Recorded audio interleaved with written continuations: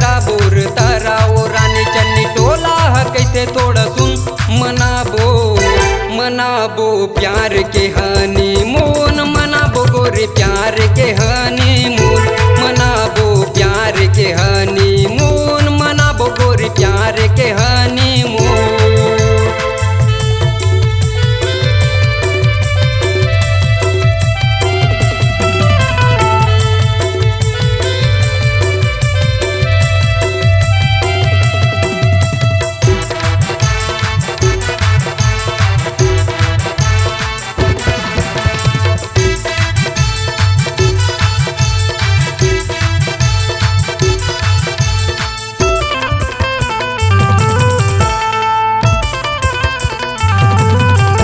कुटेला टोलाया छी डोंगरी ओ रानी मोहनपुरे कैसे थोड़ा सुन कुटेला टोलाया छी डोंगरी ओ रानी मोहनपुरे कैसे थोड़ा सुन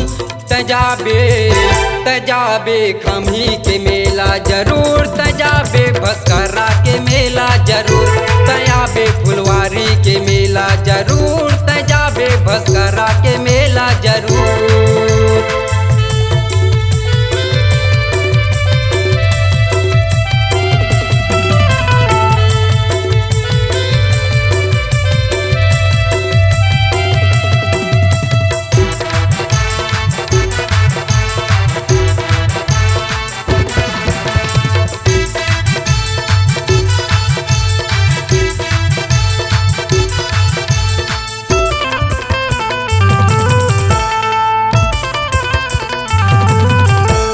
रामहेपुर भस्करा जाके नवरंगपुर लगते थोड़ा सुन रामहेपुर भस्करा जाके नवरंगपुर लगते थोड़ा सुन तयाबे फुलवारी के मेला जरूर तयाबे फुलवारी के मेला जरूर तयाबे फुलवारी के मेला जरूर तयाबे भस्करा के मेला जरूर।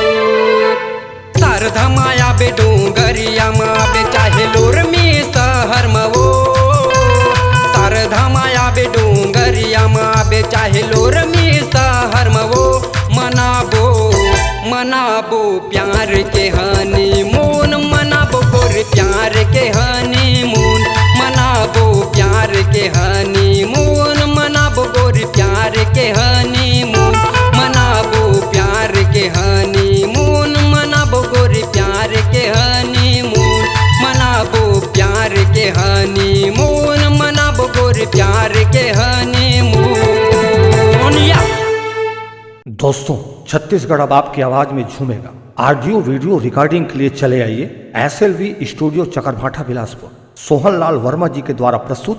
Phone number 9826740060। आप संपर्क करें।